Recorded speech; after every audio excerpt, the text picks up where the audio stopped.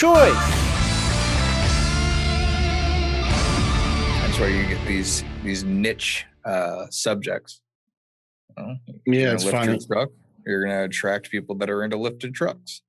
Yeah, that's an ironic thing. It really is funny to watch. It's funny to watch people who go so hard at something and hope that they get people's appreciation or acceptance or award or attention or whatever it is, just to watch only people in that field be like, wow. Like, I was watching this dude do a 315-pound shoulder press yesterday.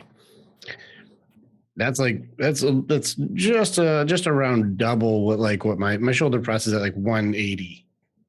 And so like this dude doing a 315 shoulder press, I'm like, that is an impressive shoulder press. Like, geez. And I'm here with my girl and she's like, oh yeah, that's nice. And I'm like, he's picking a moped up over his head. That's crazy.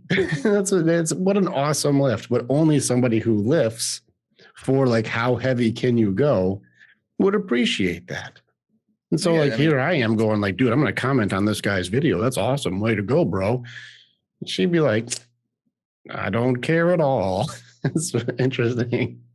She's never tried it, so she doesn't understand the magnitude that comes along with that accomplishment. Like I have a little bit of background in weightlifting. So, I'm not a bodybuilder and I don't compete, nor do I desire to. But having shoulder press before and understanding how difficult getting, 10 reps of 50 to 60 pounds over your head is, you start tacking on massive amounts and it's like, damn, I can only imagine. But if you have no experience in that realm, then it's like, oh yeah, 315 pounds. That sounds like a number. That's a number. Yeah. You have nothing to pretty much what it is. He did 1,000. Like, wow, that's a number. Nice. Pretty accurate. So yeah, having that experience in whatever field it is gives you a lot more understanding and appreciation for whatever the achievement is. But for the general masses, it's just a number. Funny stuff, man. It's very true. Interesting. So yeah, I ran into that a little bit with her and my own stuff. And it's one of those things where I guess my race to acceptance, and I think that one day we should go back over the race to acceptance. I think people would appreciate that because it's probably one of the most valuable tools that I know. But in the race to acceptance, I had to get to the point where the most dangerous part about having a goal that you achieve and not getting the appreciation or acceptance or the reward system or whatever it is that you were like, this is what I want from it, and not getting it. Is it because the other people didn't do it the way you wanted to, or is it because you made up they should? And for me, I found it was making up that they should be doing it the way that I think that's awesome. If I did something, they should be like, wow, you're amazing. You're impressive. I am proud of you. And instead they go, that's a number. Like, you don't get any of that. And then you're like, I'm disappointed. And why go for my goals? And why should I ever have a dream again? Like you start getting all this doubt in your way simply because you created an expectation. Well, I think a lot of that goes into, are you doing it for its purpose or are you doing it for the validation? Both. I want that validation with my purpose. Well, you may be pleasantly surprised or severely disappointed. You're still relying on other people to fulfill half of your expectation. So if you're going for a goal and you hit your goal and not relying on expectation, you can only be disappointed by the amount of work you put into it. You can't be disappointed about something that you don't put work into. Correct. But you can be disappointed by other people and what they do based on whatever it is that you're working on. So if your validation search is going for like, I want everyone to absolutely love this, and then they don't, well, expectations are the leading cause of disappointment. Yeah, it is the cause of disappointment. It's brutal, man. Expectations I actually really struggle with the idea of whether expectations are needed. Like I understand, and this is where I think the argument, I didn't expect to go this direction with this conversation, but expectations are something you expect somebody else to do. And people say, well, I have expectations of myself. I believe that when it comes to the operation level that you work at, that's your standards for operation. This is my level of what I believe I'm capable of and my standards for like quality and how I like to operate things. This is how clean I like things. This is how well I like things orchestrated. This is the level of work that I put into my activities. This is the standard that I operate at. And when you start imposing your standards on others and expect them to just do that, now you're in an imaginary expectation version of what I want them to be. I imagined you doing things the way that I like things done, which means I have an imaginary version of you that I just like better because they do things my way. And that's my standard. And I believe my standards have merit. And I expect you to live up to my standards. It is purely a recipe for disaster. But expectations only fall short when you include free will into it. If your expectations that you set are for a situation that you're handling, you're applying those expectations to yourself. So you are in control of that. Where free will comes into it is when you set expectations for other people. When they do or do not meet those expectations, it's because of their free will to choose to or not to do it. And that's where you can fall into that disappointment, is because you have no control over whether or not they do or don't do it. You can only influence it and hope, but you can't make it happen because they get to choose what they do. Well, as the everything is a choice author, I completely agree that everything is free will and choice, like 100%. So I think that I'd be the worst person to argue the other side for that. Yeah, you're 100% right, and I think it also comes down to which part is the controlling the controllable in that situation. Is it the part where you expect their free will to fall in line with what you want them to do, or is it controlling the fact that you're the one creating the imaginary version of what I want them to do, and maybe not do that and accept what they are going to do or who they are? That's the controllable out of that free will equation, is how you handle it versus what they should do or I want them to do or why didn't they do. You'll only get disappointed because people aren't going to be operating at your standard. They're operating at theirs. And they're wondering why you're not doing their standard, because that's messed up to them. Insert judgment and shame. I'm with you on that. And I like to fall back on the premise of you're only as disappointed as you allow yourself to be. So yeah, you can set your expectations, and if they meet them, then you can decide whether or not you want to set new ones or whether you're good with that. Of course, this only goes into you, your expectations, your judgment, your perception of what that person should be or could be. And that's why I said with free will and choice, when you apply it to other people, that's where you can be set up. But if you go into it with all right, I've set these expectations and they didn't do it, now it's up to you on whether or not that is going to affect you in the manner to get mad, readjust, reevaluate, lower or raise your expectations. As long as you have the ability and the awareness to see the situation, yes, I applied judgment. Yes, I applied expectations.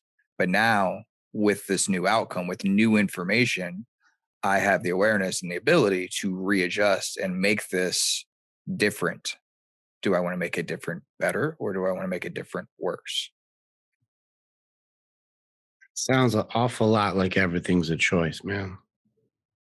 That's basically what all life comes down to. So It really is. Well said. Well said.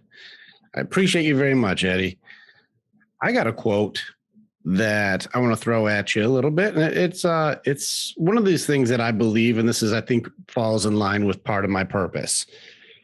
Is one of the things I believe is that simplicity is genius. I think the more simple you can break something down, the more effective you are at being able to teach or explain or whatever. And who was it? There was I know that they try and give credit to Albert Einstein Uh, but I think it was a professor who said it. If you can't explain it simply, who was it? Yeah, because they try and give it to Einstein, but it wasn't Einstein. It was a teacher. They said, if you can't explain it simply, you don't understand it well enough. Have you ever heard that before? Yes. Who was it that said it? It was not Einstein. It was somebody else. I don't know the original source, but I've heard many people say it. That's how the expression "kiss" came out. Keep it simple, stupid. Yeah. Dang it. I know that it was a different dude, but I don't see it right off the bat. But when I think about that, if you can't explain it simply, it just shows that you don't understand it well enough. You don't understand the topic well enough to be able to um look at it from both sides. Like where would I be wrong? Where would it be right? Where does it work? Where does it not work? And if you can't break it down into like basic terms, you may not have an understanding of it that's deep enough yet. And so, one of the things that stuck out to me was a Confucius quote that says, "Life is really simple, but we insist on making it complicated." And so, one of my quotes is that, like, all choices are simple, all of them. And I'll take the challenge on anybody. Everybody will be like, "Oh, well, some of these are really complicated choices." And I'll be like, at the end of all of the complication that you add to it, it still comes down to, are you going to do it or not? It still comes down to stay or go, yes or no, you know, go take a risk, don't take a risk. Like at the end of it, all of the complications that we add to it really are like, so you're going to do it or not? That's the simplicity of choice. It's all of the things that we add to it that make it so it's like, oh my God, this is so stressful. What am I going to do? And I in no way, shape, or form disagree with you on that. The concept, the baseline of it all is simple. It's the actions to be able to accomplish the simple task that makes things difficult. Are you going to get your degree or not? That's a pretty simple answer, yes or no. But now, what is involved in getting your degree? What channels do you have to go through? What knowledge do you have to obtain? How much money do you need to get? What do you need to do in order to obtain that money? What school are you going to attend? Well, what's your GPA going to be like? What does it have to be? All of those things come into a simple answer, but there's so many different steps and variables that make it difficult to execute. So yes, the bottom line is simple, yes or no, but the action of accomplishing it, that is what is difficult. So the term simple but not easy, like build a house. Eddie, you should build a house. That's pretty simple. Build a house. And you're like, there's a lot of stuff involved in build a house. There's electrical and plumbing, and there's the carpentry work, and then making sure everything is put in the right place. And there's a lot of like pretty important structural things that have to be in place. Build a house is very complicated to just do that task. But are you going to build a house or are you not? Is a very simple choice as far as like yes or no. And that's where I agree with you, is just because you have the simplicity broken down doesn't mean it's easy, but it still comes down to which one are you going to choose. I think where it gets into that is being able to see the choice.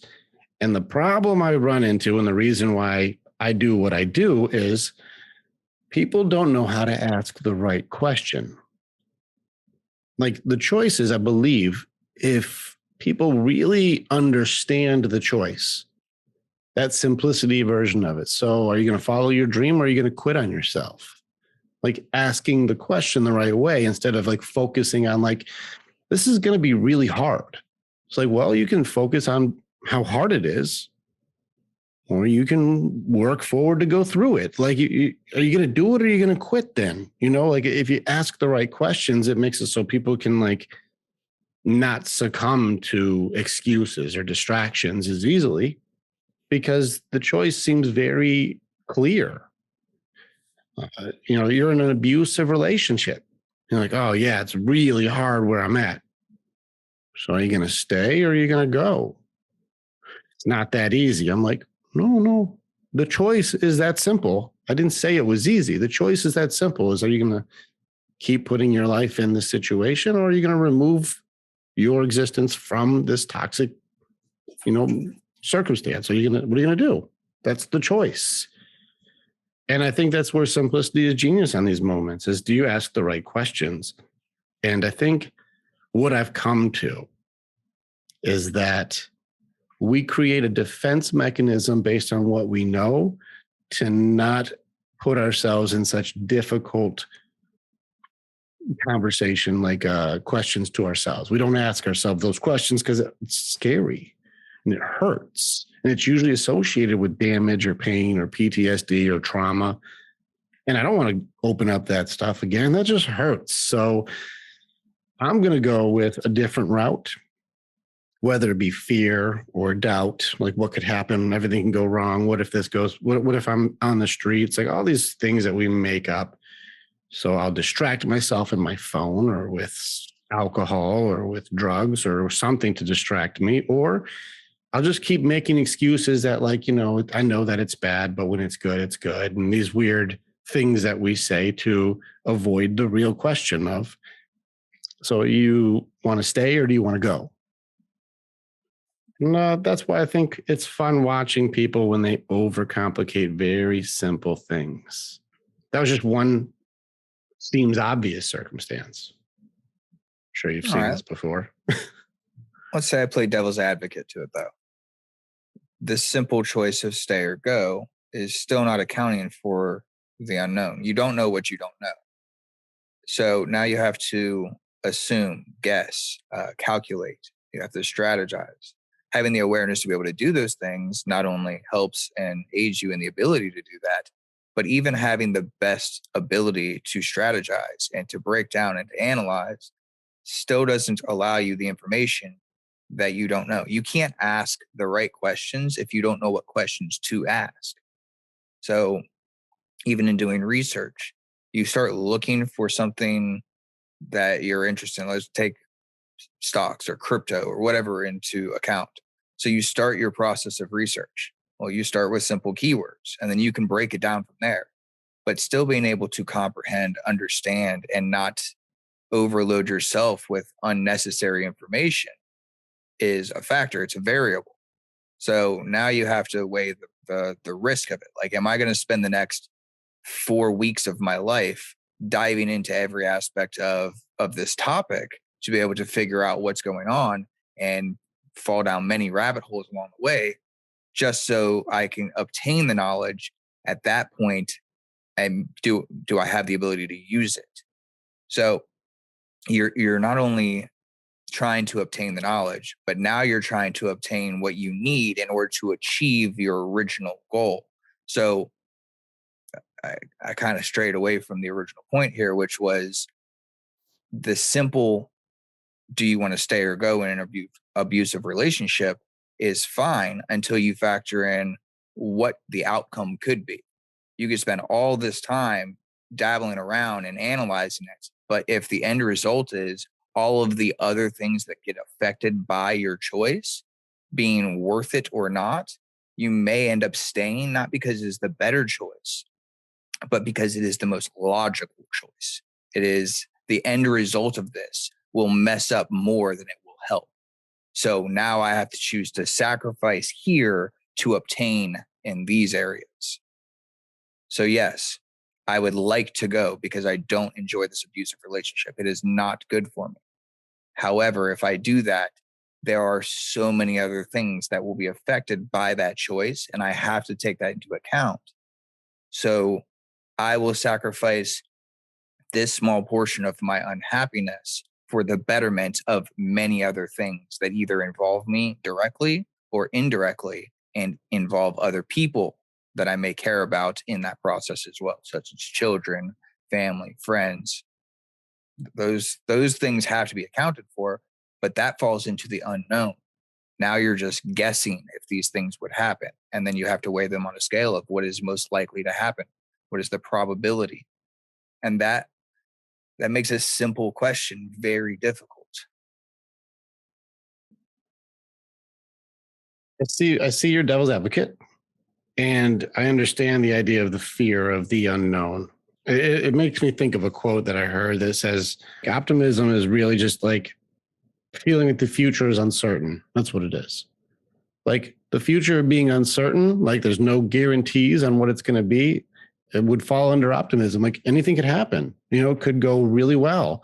And people will associate what they know into what the future is to try to make it as known as they can based on what they've experienced so far, even though there's no way to actually know what could happen if you went to some place to find help or get out of a toxic situation. So if you've only been in bad spots, you're going to associate that it could be worse instead of it could be better, even though that's one of the ways it could go. And I think that's where people start calling themselves realists when they feel like the future is already known. So if I choose to do something that feels uncertain, it's just going to go back into a worse like system that I've already been a part of. So it's going to be worse. So why would I do something worse? And that's where I think where you were saying it seems logical to do something that I know falls under cognitive dissonance, where I know what the right thing to do is, and I'm going to do the thing that I know anyways, even though I know this isn't serving me or my life or my kids or my circumstance in any positive way. It's the devil I know. And so I'm going to stay where, I'm used to, even if it's not good. And so I think the subjective reality or subjective logic is what makes it so it's complicated, because if you really take a step back, it's all just kind of imaginary what I'm comparing things to. It's like the what if this happens and what if and what if, what if. And I think based on the experiences that somebody has had in their life, if they've been pretty shit on their whole life, it's easy to keep putting your what ifs negatively. Well, what if, this bad thing happens? And what if this bad thing happens? And what if this happens? And if those happened, I'd be better off just staying.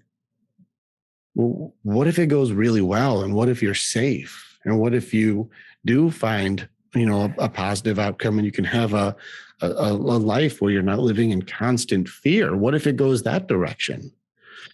I don't know that life, so I can't really put myself in that imaginary shoes because I haven't been a part of that. So it seems more far-fetched that I'd find such a positive outcome when all I know is negative ones.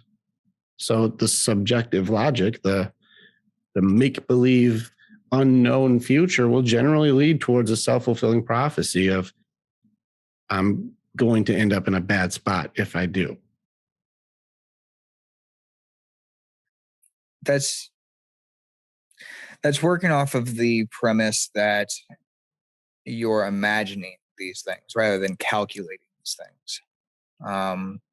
Let's just go off of, let's use an example that I know personally. I'm not going to say any names. I'm not going to do anything of that nature, but using the premise, there's a relationship between two people, one of which has the stability, there's a foundation, but there's a lot of drawbacks and problems that come with that because of their lifestyle and their behavior. And that takes a heavy impact on person B, so male to female. We have male causes a lot of problems. We have female that is constantly cleaning up for them. Well, on the male side of it, all of the stability, everything that has been laid foundation wise and has built for many years has also brought the destruction, turmoil, conflict, stress, unneeded actions and behaviors to be able to manage that. But in return, what is given not only affects the woman in the situation, but many people that follow down the line of said. So if this woman wants to remove herself from the part that is giving her issues and causing more stress and making things difficult when it doesn't have to be, she's not just factoring in herself. She would have to factor in 3, 4, 5, 6 other people and everything that would happen domino effect if she was to remove herself from that situation. So when she would ask herself, if she ever got to a point of this isn't for me, It is no longer just about the choice of yes or no for her. Now it's calculating all of the domino trickle effect that will come along with making that simple choice. And all of that being calculated in now goes into a percentage ratio of, if I do this, these will happen. Is the sacrifice that I make in my stress level worth all of the benefits that come along, not only for the opposite side of all of the things that I have to do, but the benefits that I get from this, and also to the remaining amount of people that are affected by this situation in a positive manner or negative. Like those, all of those things come into play when you're making a simple choice. Yes, I don't want to be in this relationship. However, calculating all of the pros and cons that I know of, not imagining, that I know of, that will be affected if I make a left rather than a right, all of that shifts, all of that changes. People lose houses, people lose money, people lose friends, people lose family, because one person making a simple choice affected all of those outcomes because one variable changed. That's true. It's true. I don't see it that way because everything was mentioned as loss. You lose houses, lose family, lose friends, lose lifestyle, lose. And I don't see it that way because it completely negates what you gain. And I think the funny thing about like sticking with what's known is we delude ourselves into calling it safety or security or whatever we call it. Like, I'm used to this. It's where all my stuff is at. This is where all my eggs are.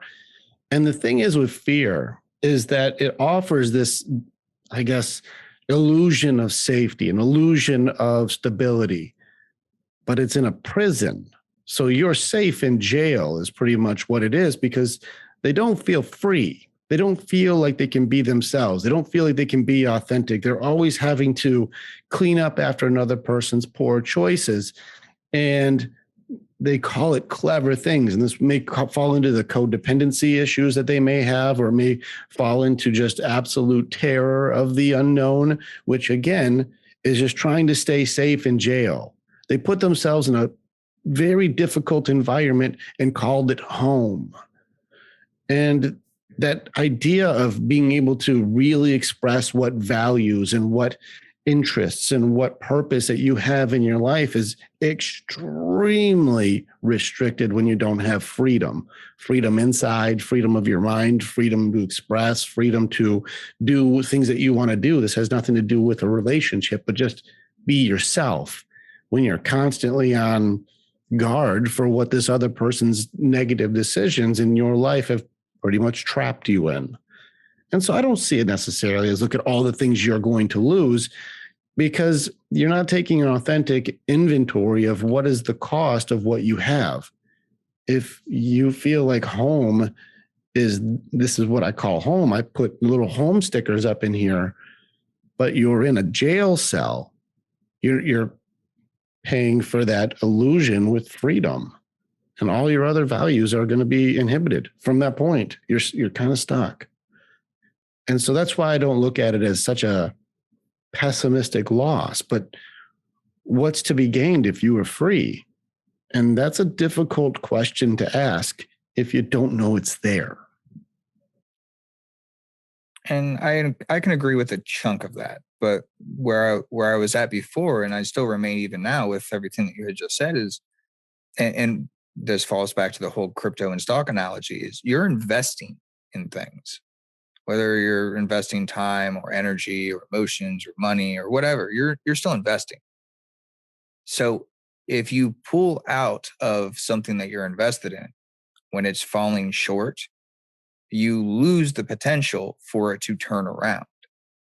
You only lose when you're investing in something when you remove from it, because it always has the ability to potentially turn around. So if you're going to rely on potential, you have to calculate what that potential has, what you're getting from it, what you currently have from it, and what you can get from it. I got two quotes for you on this one. One of them is yours. So the first quote is Don't cling to a mistake just because you spent a lot of time making it. Like, just because you put a bunch of years into a bad idea doesn't mean you need to hold on to it. At some point, you have to go, this is not good for me. This isn't good. Don't hold on to it. If it's something, just because you put a lot of time making a bad choice doesn't mean you have to like cling on to it. And the other one is you said, don't fall in love with potential. It's the same as having a gambling addiction. It'll leave you blind to what is for what it should be. And with those situations on both of those things, if you're trying to hold out for potential of somebody who's not trying to live up to their potential or isn't putting the effort in to change, and you're still investing yourself into it, at some point, clinging on to a mistake just because you spent a lot of time making it ends up becoming just a kind of a waste of what I think that you and I would both agree of your most precious resource that you have, which is you've just thrown a lot of time away because of doubt and fear. And that's for me personally, I would like to have people have as clear of a choice as possible for what that is. And that would be exploring possibilities and outcomes, because the only other one is this negative thing will go the direction that it's always gone until you hit rock bottom. And there's some fuck it thing that happens where you're like, I will throw it all away just for almost any other circumstance, because what I'm doing is a guaranteed not going to work and I need to get out of it. Once you get to that point, and I think people have gotten to that point, whether it's, health decisions, whether it's finance decisions, whether it's marriage decisions, there's a point where you go, this is not where I'm supposed to be. Anything else will be better. And you start opening up the awareness of other options or opportunities, and you no longer see it as loss, but that potential that you have to be able to really be yourself again starts to open up, and I think that's a beautiful thing. You've seen people even in our group who would get so distracted and stuck in loss, they would forget that they have all of this opportunity literally right in front of them to be the best versions of themselves and for their family and their loved ones. Because I would challenge the person you're talking to that any of them really appreciates the sacrifice of their life just for them to like be there in an unhealthy way. Like, oh, well, you lose friends or family or whatever. If you talk to these people and they authentically, truly care about somebody who's being abused or being treated poorly, I don't think that they're very happy about their circumstances of choosing to stay there so that, you can be there while I'm being abused or being hurt. Like, you love it. Thanks for the sacrifice. Most people would be like, I don't know why you stuck around for so long. Like, I would have been very okay with you going, I got to get out of here. That's maybe just me being an optimist, though. Depending on the outcome, which you will never know unless you see it through. Like, what comes to mind is the picture of the two people mining for a diamond. You ever seen it? Anyway, there's a top level and a bottom level. These two people are mining for diamonds. And over here, there's a huge diamond. But this person stops right here just before it and turns around and gives up. He cut his losses. This person went through and got to it.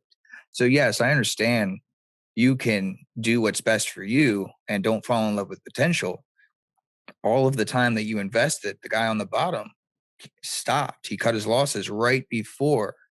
So everything that he did was null and void. Whereas the guy on top was persistent. He said, yes, what I'm sacrificing in this is my time, my energy, my resources. But I am going to see this through. And because he saw it through, the goal that was achieved made all of the time and sacrifices not in vain. Risk versus reward, man. Like, you're talking about if you're investing into like learning as much as you can about something that can have a return, like you said, crypto, and learning about like a new system of money and how can that benefit you. There's a reward system there where you see there's potential for things to be very, very positive. I would be hard pressed without professional help, somebody in an abusive relationship, seeing this as a diamond they're digging for. Sometimes shit's just shit, man. And so And I understand. that's kind of where you have to go like, all right, I'm digging for diamonds here, but I'm in the sewer and there's no diamonds in here. And that's what I was talking about with the not knowing what you don't know. The factor of the unknown has to be calculated by what you do know. And then you have to weigh that in a percentage scale of risk to reward, as you said. So when you're talking about someone in a abusive, like a physically abusive relationship, you have a lot that goes into that. When you're talking about you're sacrificing your time and your patience, you're talking about things are more stressful because you have to do more for this other person because they're not. That factors in very differently to your risk to reward. Do I sit here and grind it out because I can see a clear end goal? And if I give up now, everything that I've gone through is going to fall to the wayside. It will be in vain. Or do I just grit my teeth and see it through? When I said factoring in all of the other people, that still plays a part in the calculations, who will be affected and how. And loss is what you're factoring in. So when you were talking about all you're hearing is loss, loss, loss, lose the house, lose family, lose friends. When you're making a decision, something as simple as stay or go in a relationship, loss is what you're factoring in to what you could be having. And not knowing what you could be having is the imaginary realm. That is where imagination comes in, is because you don't know what you could have. The potential of what you could have is definitely out there, but you know what you will lose if you cut your losses here. So do you grin and bear it, or do you pull the ripcord? Ultimately, yeah, it's always just, I still see it as like, with all those things factored at the end of it, like you just said, so you're going to stay or you're going to go, you're going to pull the cord, you're going to grin and bear it. It's still simple. The choice is still simple. We complicate it with all of this, how we cope with change and loss, which is here's this little side note. Funny as hell to me that one of the things that is a guarantee with everything is change. It doesn't matter if it's in nature. It doesn't matter if it's our own things. Everything that we have and everything that you know is going to change over a long enough time frame. Nothing stays the same. Nothing at all. Why is it so ironic that we are, as humans, suck so bad at change when it's a 100% certainty? Well, I would challenge that with, yes, everything changes, but it also stays exactly the same. The more things change, the more they stay the same. Look at currency. From the dawn of time, it has always been a currency value, something for something. And even though that something might have been a barter system at first, and you were trading a lamb for a cow, or a llama for your daughter, the barter system was the currency. You take it to present time, where we're going fiat, which is our current system, using an IOU basically given by the government that is backed by gold. All of these are still barters. It's a trade. It's still the currency. You take it into crypto now. Now it's a digital currency. It's still a currency. So yes, it all changed, but it's exactly the same. It's still something for something. Well, I think that gets into like that. If I was like, listen, I'm still on trying to trade llamas here, and it's still a trade system. I brought llamas. Somebody who wants to trade for llamas, and everyone's like, we're not on llamas anymore. That's over to this thing now. It's that part. It's not that like trade isn't trade. Trading is still trading. Sure, the words trade. I'm going to give you something for something. That's still there. But if I'm still on CDs and you guys are on digital copies, I'm still on music. If I'm on 8 tracks or records, I'm still on music. But I didn't adapt with change, and so now I'm the only guy here trying to listen to CDs when you got a 20,000 digital copy list of songs that you've got now, and I'm on my 13 tracks of this one artist. I'm like, It may be still music, and it may be still a way to transfer music, or maybe a way that trade is still trade. But as humans, the adaptability of the inevitable change, whether it be relationships, whether it be changing your job, whether it be the way you listen to your music, whether it be the way that you communicate. Shoot, we were around when text messaging started. And I still remember when people were like, that's never going to work. Why don't you just call them? And now it's weird to call people because you just text them. We actually text people to make sure it's okay to call them.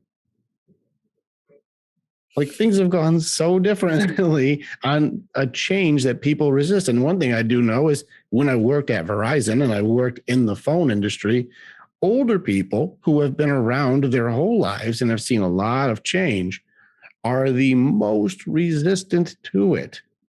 You see them clinging on to flip phones or something that I'm never going to text. I don't have any purpose for these things. But you can literally take this thing and call in an airstrike and change the entire, like, you can change you do things on this that wasn't even an option, 30 years ago.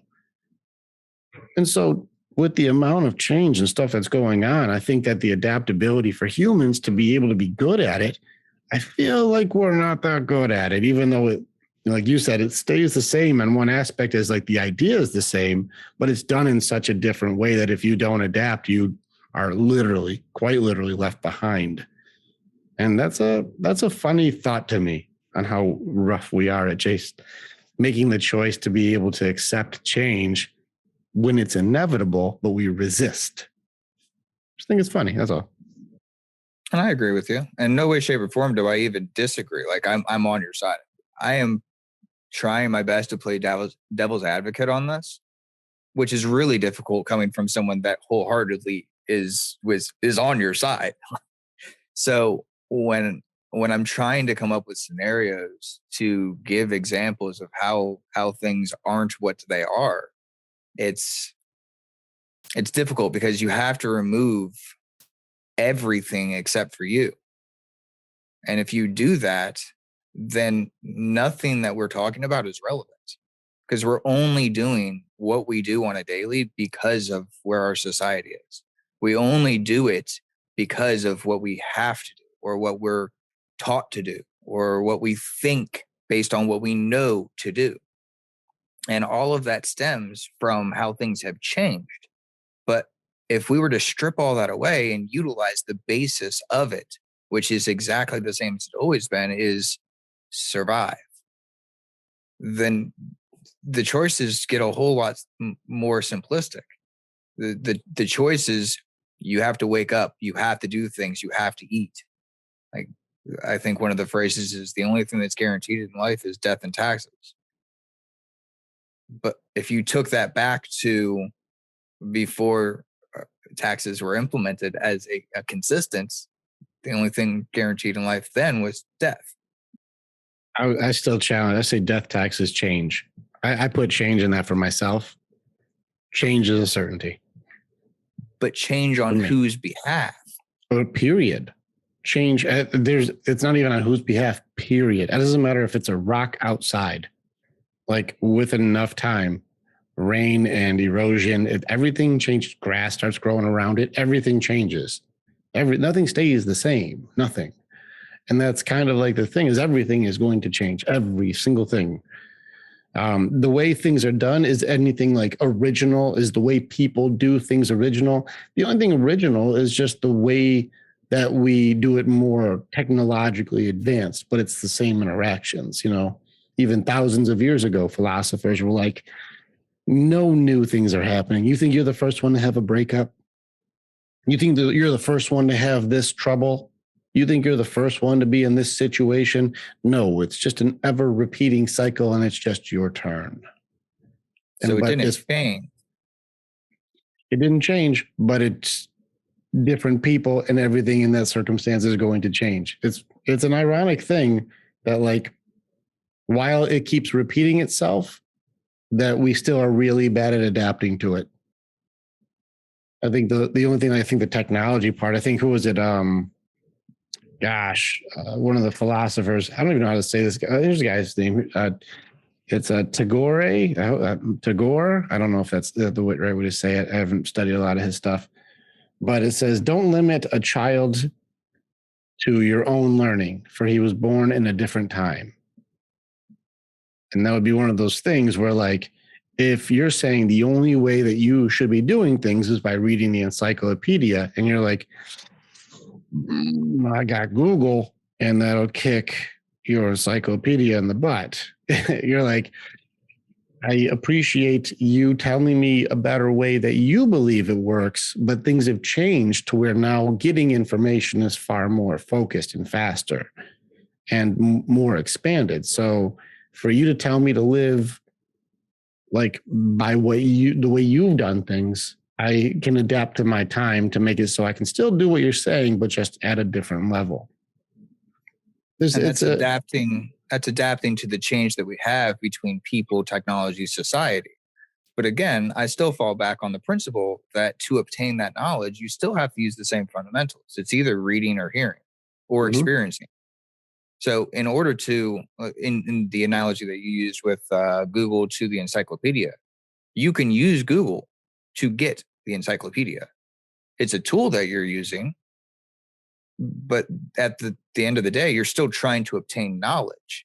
You've just found a more successful way of doing that, an easier way of doing that. However, it comes with its own cons as well because there's more information. You still now have to rely for that information to be accurate. How do you check that? How do you make that information that you now have at the access of your fingertips that has been provided by numerous people across the globe, and that source can change from one website to the next? Those things have no certainty to them. So you have to have some level of trust that goes into it. The fundamentals of it all still are the same, though. In order to obtain, you must give something of equal or greater value. So if you want to get the knowledge, you got to give up your time. You got to give up your brain power. Whether you do it through the website or you do it through a paperback, still the same thing. You're getting the knowledge from somebody else's experience. The fundamentals are still there, and that's why I said the more things change, the more they stay the same. You may use digital, I may use a paperback. Still the same. Information is going to be what the information is. The word "the" is still 3 letters.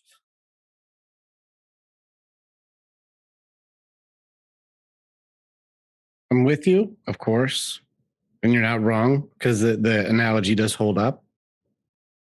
If this is true, and the uncertainty and you have to trust that the collective of what people are putting down is the information's correctness and all of these things, it still comes down to the irony that if you're in a bad spot and there may be loss or change or uncertainty, that we would lean towards routine doubt and fear over the odds or chances that it could be better. But it's going to change one way or another. And until you hit like some rock bottom moment that you're going to change, your friend will stay in an abusive relationship. People will stay at jobs that they hate. People will stay in circumstances that they don't feel safe, appreciated, respected. They'll stay in terrible spots because it's the evil that they know. And that's better than the maybe that it could be, no matter how much it's inevitable that it's temporary, that what you have isn't going to last anyways. The fear of doing things differently than you always have is what will kill you. So one of the phrases that I've really heavily leaned on in my life is your comfort zone will kill you. And if you don't have the ability to conform and adapt, to make the adjustments on the fly, to see things from a different point of view, then yes, you can seriously hinder your ability to grow. When you say change and I say grow, we're saying the same thing. And that's why it was hard for me to be able to try to look at that from a devil's advocate point of view. Is I believe that everything is changing. As we have this conversation, we're changing. New information will alter and rewire our brains to be able to see things that we didn't see before, hear things and make us perceive a different outcome or look at things from a different point of view, as long as you have the awareness to take that information and apply it. Action is the key. You can have all the information in the world, but if you don't use it, it's not going to help you at all. So yes, everything is changing, but everything is still the same. Utilize the basis to be able to build from, and let that be your rock bottom. Push off from there. And then everything that you do from that, just make sure you're willing to adjust and adapt. Your way isn't the right way. You're looking for the right way to be able to make yours. Which leads me back to the beginning of this entire thing, which is you're right with the awareness part, but we block ourselves from asking the right questions to be able to see it that way. In which case, the only solution I know is you work with somebody who can help you ask the right questions. This is where you see people go to therapists or coaches or, psychologists. Figure out what works for you, because that's what we do. When we're working with people, that's what we do. We ask questions that they didn't consider, even though it was sitting right there in your blind spot. And so that's why I say reach out to people who do that. If you guys like the way that we break down stuff in these conversations, if you like the way that, man, you guys really get into a few topics, but kind of tear into it from both ways. And I like that. It gave me a different point of view and made me also consider things in a little bit of a different way. Thank you for that. Go ahead and check us out right now. Everything is a Choice is still at justamileaday.com. And you can go on and check us out for the men's group that we have. You'll get a chance to actually work with us on your real life stuff if you're in our group. So check it out and apply to see if you're one of the guys who fits in with our group, because we're very selective. But every single guy in our group has a very different life than they did before they started, in a massively positive way. What do you think, Eddie? The guys in our group, are they doing good? They've excelled in many different categories. It's things that most of them didn't even fathom when they joined. So it's amazing. As long as you can take what you're hearing and apply it, then yeah. And most of the people that we've got in our group seem to be able to at least remove that, what you call them, rose-colored glasses, mm-hmm. the filter. Yep, it's the filters. This is how I've always done it. If you can remove that from your system, then yeah, you have a lot of information at your fingertips. There's a lot of different points of view and a lot of wealth of experience. Mm-hmm. But ultimately, you can't ask a question that you don't understand. You can't make a choice that you don't know is there. And that's what we do, is help you to see that everything is a choice. It's right in front of you. And the life that you want, whether it's love, finances, whether it's health, whatever it is that you're looking for, come check us out. Everything is a choice. If you want to just see more Eddie, because you're like, man, I hate when Rick talks, but I like when Eddie does, check him out on Instagram and TikTok under pure.defiance. And when you change that, we'll look back at this and we'll, changing the notes. Like it's something different if you change that. But as it stands right now, check us both out. And hopefully hear from you guys to say, hey, I want more of this. And if you have a topic that you're like, is this really a choice? Let me throw something at you, because I'm interested in getting into some deep, heavy ones. And I would like to maybe even have some other people jump on with us to challenge the ideas of is it really a series of choices, or is it really more complicated than simple? In which case, we'll see you guys later.